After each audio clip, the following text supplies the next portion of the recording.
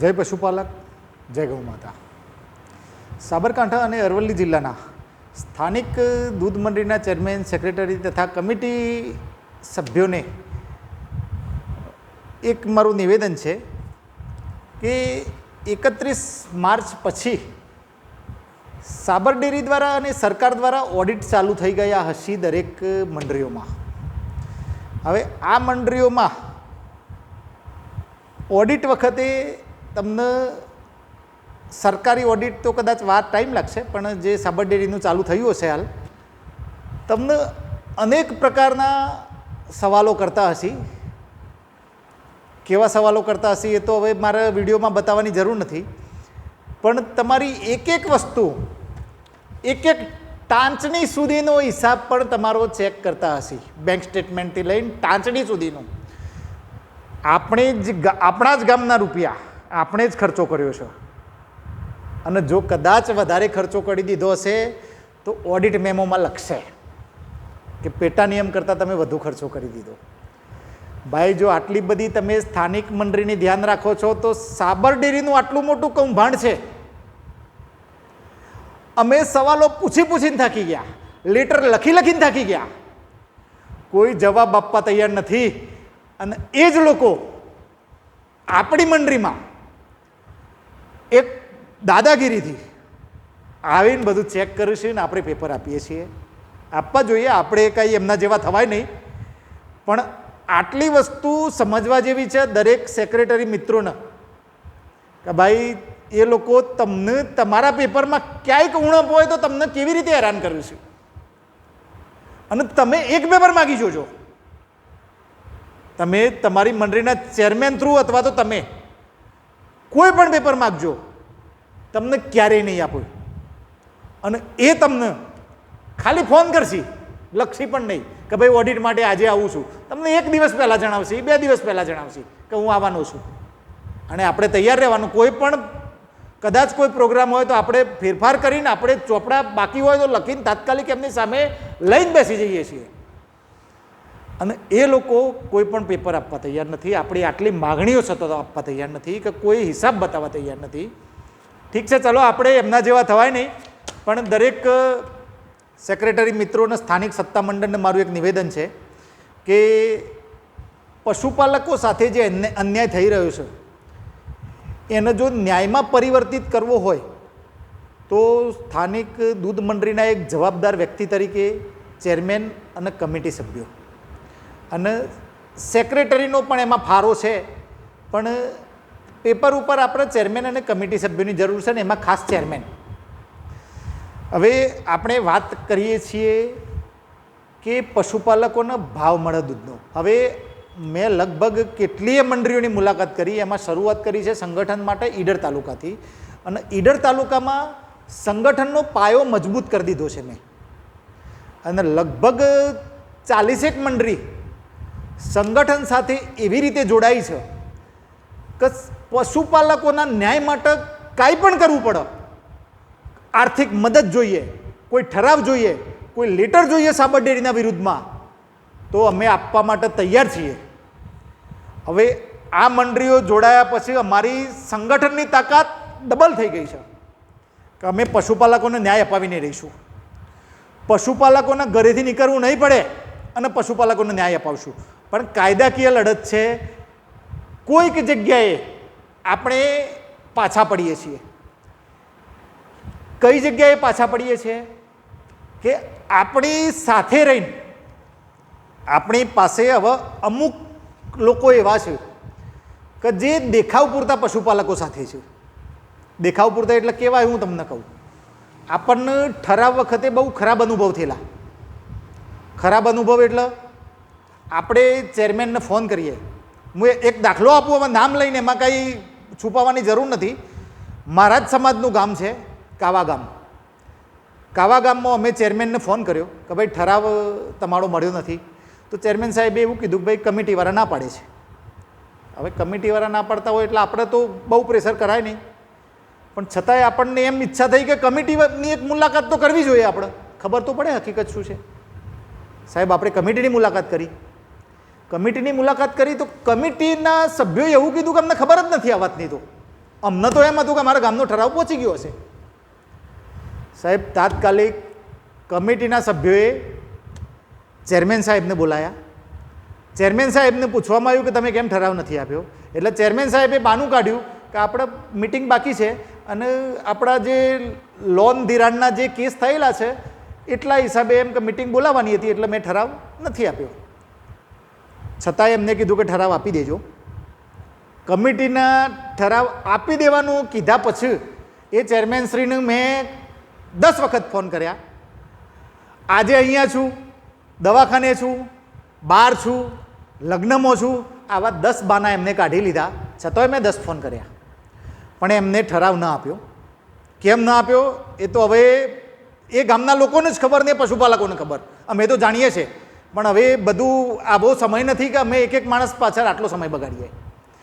હવે એમને આપણને જે જવાબ આપ્યો એ બરાબર, પણ કમિટીના કીધા પછી 10 વાર મેં ફોન કર્યા પછી એમને ફોન ઉપાડવાનો બંધ કરી દીધો. બાકી ઠરાવ એમને ન આપ્યો, ન આપ્યો, ન આપ્યો. હવે આવા વ્યક્તિઓ પશુપાલકોનો ફાયદો શું જોશે? આ એમનો વ્યક્તિગત સ્વાર્થ હતો અને એમનું વ્યક્તિગત નુકસાન ન જાય એટલા માટે એમને ઠરાવ આપ્યો નહીં. હવે આવા લોકો સંગઠનને સહકાર આપશે? ક્યારેય નહીં આપે. એટલે આવી મંડળીવાળા જે છે, બીજા છે અમુક બીજા મંડળીઓવાળા, પણ જે મારો અનુભવ થયો એ બહુ ખરાબ, કે જે પશુપાલકોના હિતમાં નિર્ણય ન લેવાય. તો આવી મંડળી જે છે એ આપણને સહકાર પશુપાલકો કહેશે તો આપશે, બાકી આમાં પછી બહુ ટાઈમ બગાડીને પણ મતલબ નથી. એટલે મારા અંદાજ મુજબ ઈડર તાલુકાની લગભગ 15-20 મંડળી એવી નીકળશે જે પશુપાલકોનું હિત નહીં જોવે, પોતાનો સ્વાર્થ જોશે અને પોતાના કોઈ પણ જાતના સ્વાર્થ ખાતર પશુપાલક સંગઠનને મદદ નહીં કરે. એટલે હવે પશુપાલક સંગઠનને મદદ કરવાવાળી જે મંડળીઓ છે એ આજે પણ જે 1 તારીખે જે ફેટમાં જે ભાવ વધારો થયો, કિલો ફેટે 15 રૂપિયાનો, એના પછી જે પશુપાલકોને જે ઓછા પૈસા મળ્યા, ભાવ વધારો થયો પણ પશુપાલકોને જે દૂધ આવતું હતું એમાં બિલ ઓછા બન્યા. એ વખતે જાગૃત જે ચેરમેનો હતા આપણા ખેડબ્રહ્મા તાલુકાના મેત્રાલ ગામના જસુભાઈ પટેલ સાહેબ, એમને સલામ છે કે પશુપાલકોનું આટલું હિત વિચારે છે. એમને મને 10 દિવસની માહિતી આપી કે ઉત્તમભાઈ આ રીતે અમારી મંડળીમાં ફેટ અને એસએનએફમાં ગડબડ થઈ છે. હવે આજે હું દરેકને એ જ કહું છું કે આપણે કોઈ પણ વ્યક્તિ, તમે ફરિયાદ એમને આપણને કીધું એટલે આપણે બધાએ જાગૃત થઈને અને પૂછવાનું છે. ને એમને પણ કદાચ પૂછવું છે સાબર ડેરીને, અને સાબર ડેરી શું જવાબ આપશે અને શું કરશે એ તો ખબર નહીં. પણ આજે હું તમને કહું છું કે સ્થાનિક દૂધ મંડળી 2 કે 3 દોરાનો ખાલી રેટનો ડિફરન્ટ રાખે છે અને જો આટલો નફો બેસતો હોય 5%, 7%, 10%, 12% નફો બેસે છે સ્થાનિક દૂધ મંડળીઓનો. જ્યારે સાબર ડેરી એને તો એકચ્યુઅલી એક્ઝેક્ટ 0 ઉપર મશીન રાખવાનું છે, ફેરફાર રાખવાનો જ નથી. છતાંય હું કહું છું કે અડધા ફેટનો ફેરફાર હશે એમનો, અડધા ફેટ ઉપર એમને ફેરફાર રાખ્યો હશે, મશીન દબાયેલું હશે એવું મારું માનવું છે. જો એ લોકો આપણને જો સાબિત કરવાનો સમય આપશે તો સાબિત કરીશું અને આપણે એના માટે પણ અહીંયા ફેટની વ્યવસ્થા કરીશું, સંગઠનમાં ફેટ પાડવાની અને લેબોરેટરીની વ્યવસ્થા કરીશું. ધીમે ધીમે એનો સમય લાગશે.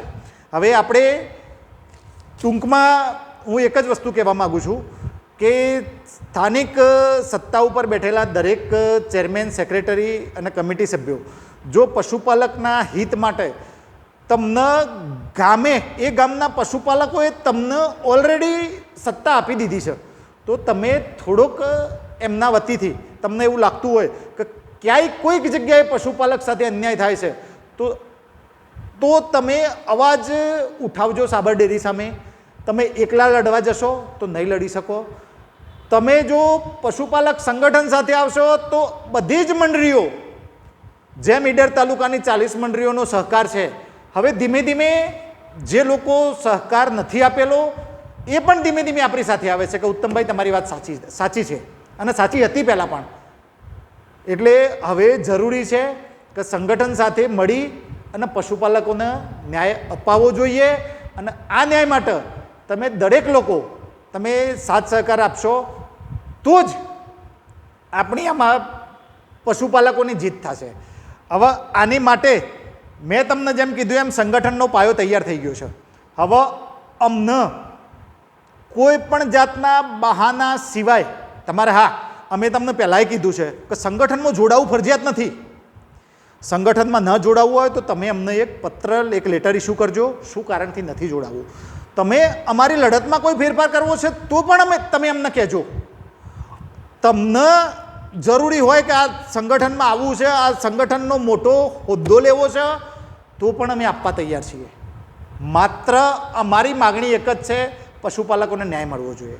એટલે તમે દરેક લોકો કોઈ પણ તમે જેમ કહેશો તેમ સંગઠન કરશે, પણ અમારી એક જ રજૂઆત છે કે પશુપાલકો માટે તમે સંગઠન સાથે આવો અને સંગઠન સાથે આવશો તો પશુપાલકોને ન્યાય મળશે અને પશુપાલકોને દૂધનો ભાવ ત્યારે જ મળશે જ્યારે તમે સંગઠન સાથે આવશો.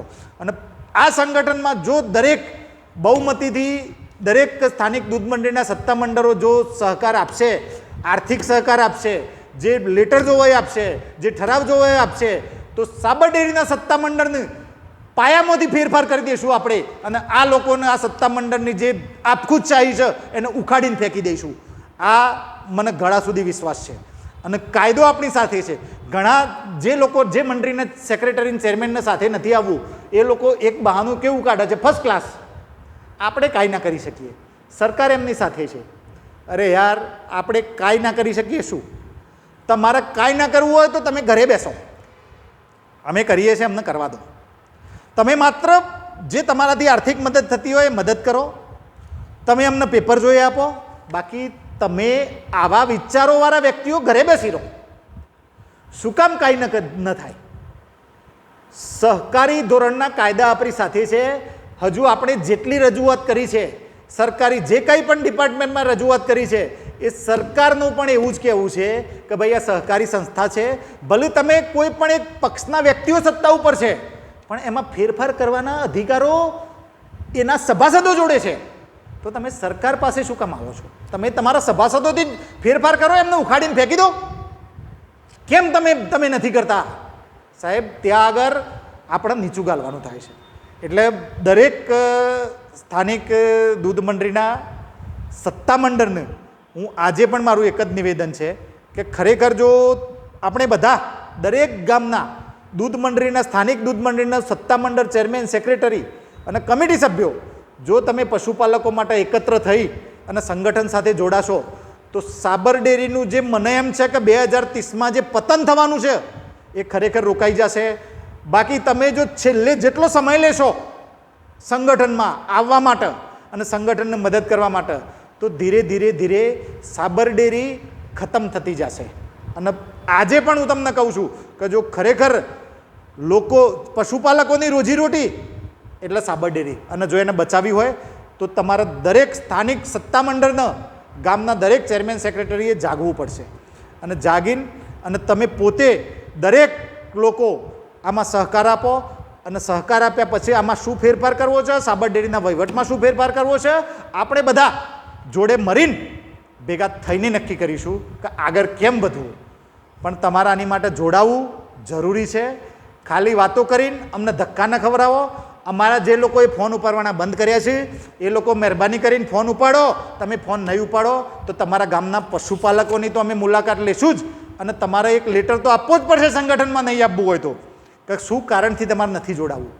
એટલે તમે જે બે બાજુ હાથ રાખી રહ્યા છો, સાબર ડેરીના સત્તા મંડળ સાથે અને ગામના પશુપાલકો સાથે, આ બંનેના લીધે તમે અમને જવાબ નથી આપી રહ્યા, એ બહુ ખોટું છે.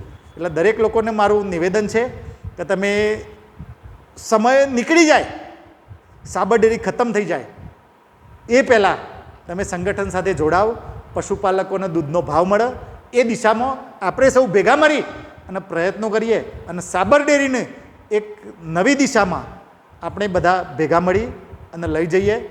એના માટે આપણે સૌ સાથે મળી અને પ્રયત્નો કરીએ તેવી હું આશા રાખું છું. જય હિન્દ, જય ભારત.